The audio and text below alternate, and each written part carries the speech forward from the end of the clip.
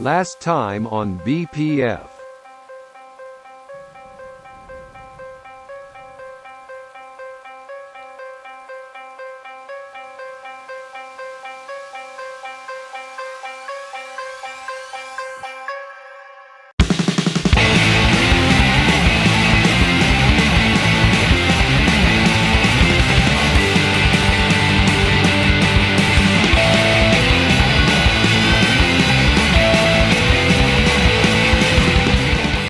So this is what my customer brought. He brought the whole entire hood mechanism for the latch situation. So even though I did all that body work, it is what it is.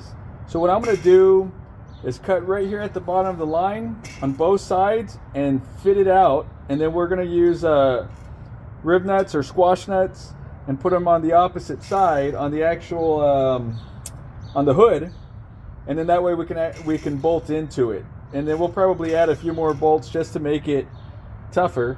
So let's go ahead and make that cut.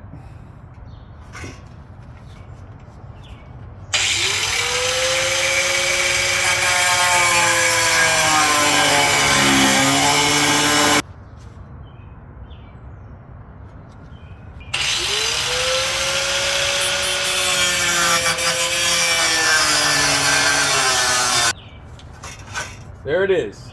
So I'm not worried about all this. I actually use a wheel grinder to grind and shape all that. Need to see how well it's going to fit and go from there. Yeah, looks pretty solid. Alright, so obviously I'm going to need to cut this off. That's what that's supposed to be. Wish I spent so much time reshaping that, but oh well. Now, the part that's kind of hard, being that I don't have the car here, is where about this latch has to sit. If I go by where the stock one was on this aftermarket hood, it's about right here. So I need to try getting this about right there.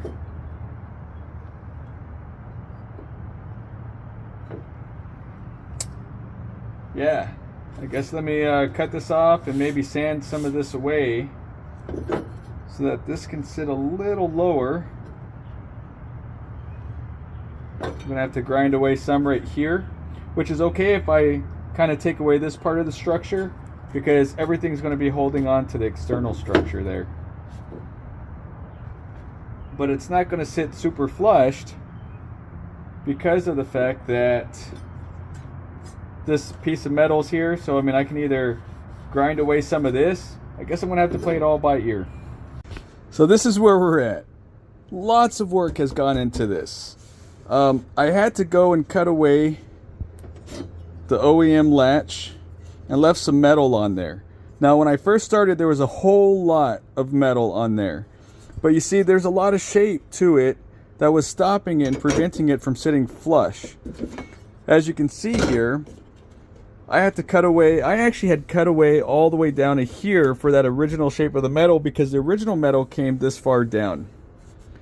And the problem that I was having was I was having a hard time figuring out exactly where was it hitting. Like, so I had to cut out all kinds of areas, groove it out, and after I grooved it all out and put it where it needed to be, I then had to go back and fiberglass the inner side to re-strengthen it, because this is the support now. So I had to rebuild this. That's why you see it come down a little bit here, because the fiberglass doesn't always like being upside down since the skeleton's already on. Now if it was flipped around and I didn't have the top carbon fiber on, it would have been so easy to make this super smooth. But so I had the groove out, because that's the way the original design is. I had to cut that out, get rid of a lot of stuff here. You see the inside, I even grinded down some of this metal so it sat a little more flush, but there it is. No movement. No movement. Got it there, got it there. So what I also did was I have like these squash nuts. You drill in, you get your Astro 1427, and this is with the M6. screw. So I have a standard washer, a locking washer. And so what I did first was I made these holes first, so, and then tightened the screws down or the bolts down, so that way it was real nice and flushed with the fiberglass body here. And then I made these extra holes, and so that way it's that extra support. So there's the squash nuts. There's 4 of them. There it goes in place. So now just screws on real nice, holds very tight. And so I did extra preventatives. Now the reason why I did it longer in the beginning was so it just looked real clean. Also because I wanted to be able to put nuts like so. I had also left it a little longer before it came down to about here, so that way I could also have drilled in here, but that's okay that there's nothing here because I don't know how much space the customer has before hitting any items. I don't have the car here, so I can't test fit or anything like that. So I'm really going blind at this. But once it's all said and done, the design kind of stuck through. There's a little bit of gapping there, but not a whole lot. Once it's all painted black, I'm sure you won't see it all too much. This one was a little hard to get perfect, so it sit flush, but it does sit real nice and tight in there. So I'm gonna get all the bolts on. So I've changed my mind on something. I decided that even though these are really great in place, they are just being held by this crimp nut, rev nut, whatever you want to call it. It gets crimped, and so it's just a little lip holding it in place, which is fine because there are several of them. But because of the incident that happened before where this broke loose by this piece being fiberglassed in and it broke loose, I wanted to have one really strong point. So I fiberglassed this washer in place so it has the same height as this side, and also so it has a nice sturdy area to hold on to. And then I body worked it in as well. And what I did was I got that crimp nut and put it into a piece of metal, and so it's got a larger surface area. So what that's going to do is sit underneath here, voila, like that. So that way it has a larger surface area to hold on to. Now I chose this one because it's supported in these 2 areas. The fiberglass is super thick, and so that way it at least will always hold here and not put as much tension on these other 3. So this one will do most of the supporting. So I wanted to go that route, so that way it'll guarantee more so that it's not going to fly off unless something severe happens, which we pray it doesn't. So I'm going to get that back into place. I'm going to primer this up, get it all back into place, primer this bad boy also, and get it bolted in place. All right, got it in etching primer in black. So we can set that in place. So there we go, all nicely bolted in place, nice and sturdy. I'll still do some body work to clean this up, even though it doesn't matter too much. That plate, it was easy to get it under there before placing it all down, so I got it in, started the thread, and because it's the same shape as this area here, I can bolt that down and it just gets nice and tight. So there's that. All of these hit nice and solid. So, and then I'm going to paint this black to match all the rest once it's black, and then these bolts will be black as well, so it's not such an eyesore. Now you could go with different, I was going to do an Allen head, but the only problem with that is I don't know if it would get the tightness and the security for my customer to feel comfortable with it, so I wanted to go with this 10mm bolt head. Now laying this down was a doozy. You have to be very cautious with it, and then you have to cut and trim like this corner here, so that way it contours to all these bends and kind of rounds about. And then this side laid real nice, and then on the back side also was a bunch of cuts. So I let it cure and harden so it has a good adhesive hold. And now I'm laying the first coat of the 207 Special Clear Hardener with the 105 epoxy resin, and this is all on West Systems. This is where we're at. Got the whole hood with its first coat. Want to get out your blowtorch real quick passes, there's small micro bubbles on there. So what this does is it pops those micro bubbles, because if not, they stay there, and when you go to sand them, it's an air pocket, and you'll have little white dots all over the hood or any carbon fiber part you might be working on. So that you don't want to stay in the area for a very long time, just long enough to pop some of the bubbles. Now, if all the bubbles didn't pop, don't worry. Always go back and hit it back up, as long as it's not all at the same time, so that heat doesn't concentrate and you mess up the epoxy. So I'm going to just keep going through this, and it's going to start looking prettier and prettier. Well, it goes ugly first, then pretty and pretty. But we'll keep running through it. There it is. All bubbles popped. I use a little bit of acetone too, to kind of thin out the epoxy just a little bit on this first coat, so that way it can fall into all the weave and the crevices and all that good stuff. And so now it's got that nice shine. Of course, it's not perfectly smooth, but it adds that nice shine, starting to look like a nice carbon fiber hood again.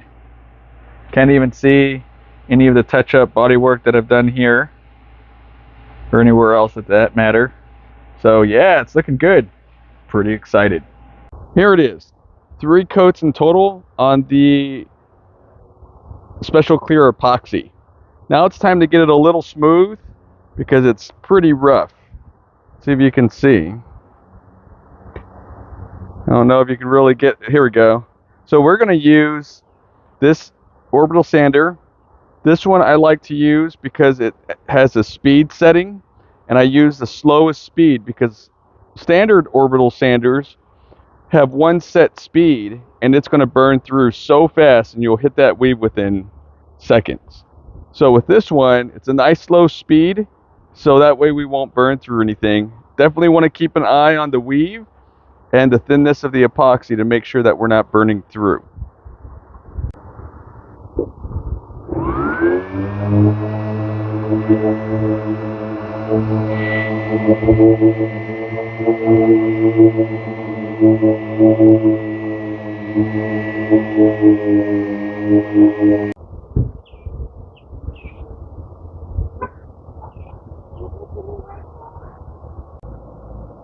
Getting to its final stages of its last 2 coats of epoxy, and I'm going and running through everything. Anytime you run into a little white dot like so, you want to take your razor blade,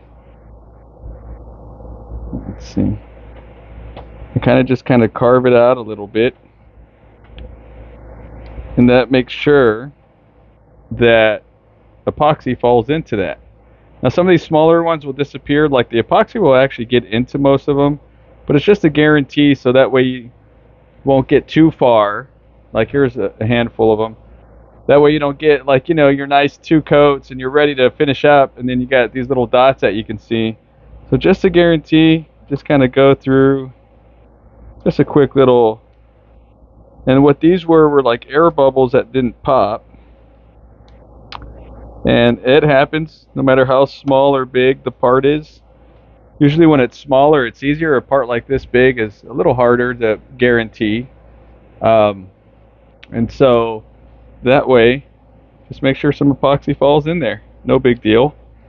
Just kind of filter through it, get them all dug out, and keep moving forward. The entire hood has been sanded down as smooth as possible without destroying or touching or hurting the weave. And that's where you want to get, as close as it can. Now it can be a heavier grit. I was using, I believe, 180 to 220 to try to make it as flat as possible. A lot of hand work, a lot of work with my mini blocks. I do have bigger ones, but like this one, I feel like I can get a little more control. So I use those nice and flat. And so you want to clean it up with alcohol and a shop cloth. And this is so you can make sure that if you're leaning on the hood, if you accidentally got any chemicals, that it's not going to leave any kind of waxy residue Um, and that way you don't have like little bubble spots or pinholes when you're laying down the new epoxy.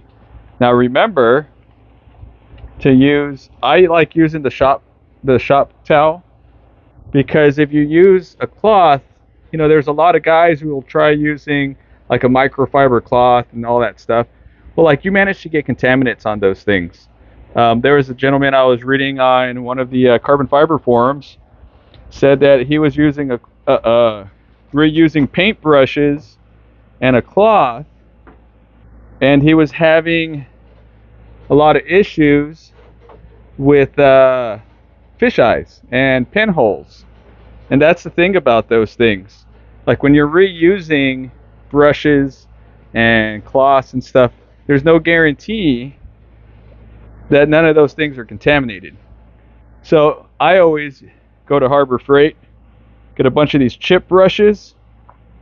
36 of them is about $9.99. And I also order these. Now, this is what I'm going to use this time around. These are the little spongy brushes. I like using these on this next stage, so that way you lay a cleaner coat with less bubbles, and it just lays so much cleaner with these little spongy brushes. So I'm going to finish cleaning up the hood and get to that stage. Alright, so this is my spongy coat. Not everyone goes this route. I like to. It just lays it on thinner. You won't get as many brush strokes. And then it's easier just to clean up when it's time to sand, especially when you're already in this stage. So I just kind of go back and forth, make it as thin out as I can. I'll still heat it up at the end, just so that way it thins out and falls where it needs to fall, kind of self-level. And you got to still be a little quick about it. That's why you see me kind of brushing kind of fast back and forth, because your epoxy still has a cure time. This special clear that West Systems makes still has a cure time, and so we gotta fall within that window, because if not, if you keep using it and you don't want to waste material, it's going to thin out, or it's going to haze up on you. You don't want that to happen. So I'm just going to keep going with it.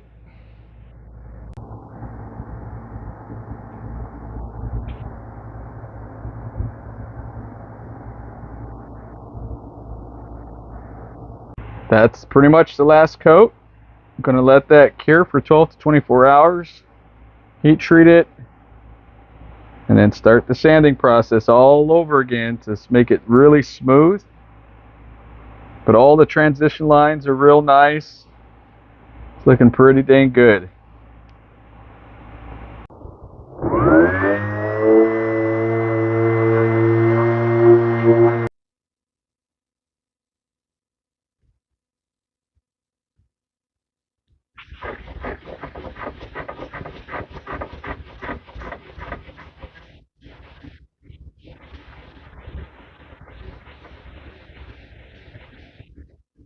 So I've already wet sanded with the 400 grit.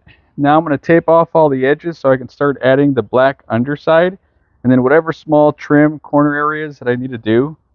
So as a pre-prep, I use this glass cleaner. A lot of painters use this. I use this to clean off all the dust and all the excess, and it also gives me a chance to see where I might have missed, or where I still have a little bit of deep scratches that I need to go back and hit up with the 400 grit. And so I'm going to, after cleaning it up and make any small adjustments, I'm going to put on tape just high enough along the corner here, so that way I just have a real fine black trim line and it gets stuck under the clear. Now I do add a metallic black, like a kind of like a gunmetal color, and that way it has a nice shine, and it's a cleaner transition from the solid black underneath to the carbon fiber on top. Okay, so I got all the side taped up, and it's a really small side. It barely covers over. Now that's just to lay the black. I'm not going to mess with the nice little trim line here just yet. That one I'm just going to do with the gunmetal black. Now I have already started painting in this area. So, because I can't get that from the underside. So I just made sure to tape up enough area so that way I didn't get any overspray on that section. And now I'm going to flip it over and start painting that backside black. Okay, so I got all the side taped up, and it's a really small side. It barely covers over. Now, that's just to lay the black. I'm not going to mess with the nice little trim line here just yet. That one I'm just going to do with the gunmetal black. Now, I have already started painting in this area. So, because I can't get that from the underside. So I just made sure to tape up enough area so that way I didn't get any overspray on that section. And now I'm going to flip it over and start painting that backside black. So the bottom's all prepped, cleaned up. I took off the cover there, already started painting it. Now on this project specifically, my customer wants it to be a little more cost affordable. So I use a satin Rust-Oleum ultra coverage. It's got the paint and the primer. Other options are like solid paint, I guess like a professional paint with a clear coat. Some people want to spend that extra money to do it. Since this one has gone through a lot, and it's got a lot of, little defects and everything, we're going to go ahead and go with the satin finish. This gives us like an OEM styled finish. And so we're going to get that all painted up. And even though this isn't extremely exposed, we still want it to match too. Here's two heavy coats actually, of the satin finish. And I did all the body work, if you remember in the beginning of the video. And it's almost perfect. It's 90%. There's a couple little flaws, like little small pinhole. But this is where that big crack was. And there it is, nicely fully restored. And then got all the center painted black. And then right here was another big crack, if you remember. So that's body worked and painted. Made sure to get pretty much everywhere. I did tape up the threads. So nice clean finish. And then gonna let it cure and then put the bracket back on. All right. It's finally ready for clear coat. I did a finer sand. You want to do a 600 to 800 grit. Touched up any little small paint spots that I needed. As you can see here, got a small metallic, which you'll see later when the sun's going or when it's baking and it's in the sun. And I don't really film myself doing the clear coat spraying. And the only reason being is I don't have a protector for my camera, and I really don't care to have overspray all over my camera. So I'll show you a video after the fact. I'll show you what products I'm using currently. And yeah, let's get this process started. Okay, so I'm currently using a Wanda 2K Clear BCI Supply Slow Reducer because it's pretty warm today. And make sure you always clean your surface with the surface prep. Now they do make tack cloths. I use my own cloths and then clear it off, blow it off, and all that good stuff. Okay, so we're sitting on 4 coats of clear. Now it is super hot in here, and it laid pretty good. I feel like I always can lay it better when I'm sitting around the 80, 75, 78 to 80 degrees. Today I'm spraying around 98 plus. So it lays a little, I mean, not bad. It just doesn't lay as nice as I normally can do. But minimal wet sanding. I mean, honestly, if I just buffed it, the nice rubbing compound, it'd probably be OEM styled orange peel. But since I like that mirror finish, I'll probably get it with like a 2500 grit to 3000 and maybe finalize it with a 5000, just depending on how it's going. But yeah, Looking pretty good. Here we are, starting the wet sanding process. I'm actually starting with a 1500 just to cut through a little faster. I'm on a time that my customer wants to pick it up by tomorrow. He's pretty ecstatic that it's pretty much done. So this is the finish on it before, which to me would pass. Light orange peel. If you look at this light here, see these small little ripples, but it's not enough to not look OEM. Like that's an OEM finish. And so this is a wet sanded finish, and you get rid of all that fine, like there's still a little spot right there I could go back and get. But when you want to see orange peel, we can come here and you'll see the orange peel. Like that's when you actually kind of scuff it and you can see the difference. But like I said, it's so minute, you don't really notice it. Like, let me step back. Look how clean that looks. Currently at 2500 grit. Coming out really smooth. Now I'm just going to hit it with the 3000 grit and then keep buffing it, or get to buffing it really. First stage is the compounding stage. Just did one coat right now, and it took out most of the haze and all that good stuff. I still have fine itty bitty little scratches. I'm going to keep going at it and get this sucker super polished up. Here it is, folks. The mesh has already been installed. I try to bend it as well as I can to conform to the shape so it gets as closest to the side of the body as possible. And then I bend the mesh. Let's see if I can see here. So that's all nicely bent and conformed to the body of the hood. Like here as well. And so that way you get a nice flush fitment along here. That went a satin black. I was going to gloss it out, but I figured, satin black's probably the best way to go. And so, yeah, looks amazing. Super glossy. Let me see if I can get it into the sun. Here we go. Here's the underside. I wanted to go ahead and show you how I bend those vents, how the satin black turned out. The hood latch got the bolts painted black as well, so you really don't see them. That came out really good. And a little bit of that metallic paint kind of gets here, so it gives it a real nice finish. Like I said, this isn't in a clear coat. That's always a extra charge. But yep, there we go. That's how that bottom turned out, just to kind of give you an idea. All right, so here it is in the sun. Can't get too much sun. Got a lot of trees in the way. It's already getting later in the afternoon. And so this is it, super buffed, or buffed well enough.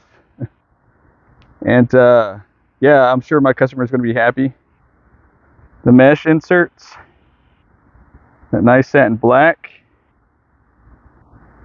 If you remember, this is where a lot of the cracks were. Here, and that main one was here. So I'll do a before picture here of this corner of that spot. Let's go around. And while the sun's out, you can see this gunmetal color that I always put on my carbon fiber. So from far away, it's a pretty clean transition. As you get closer and it's getting hit by the sun, it's got a nice metallic finish.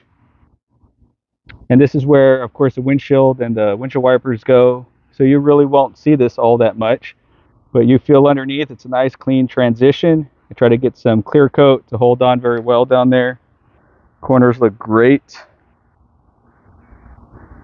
So yeah, super excited with how it came out. Pretty much as good as it'll get when you have to reskin an item.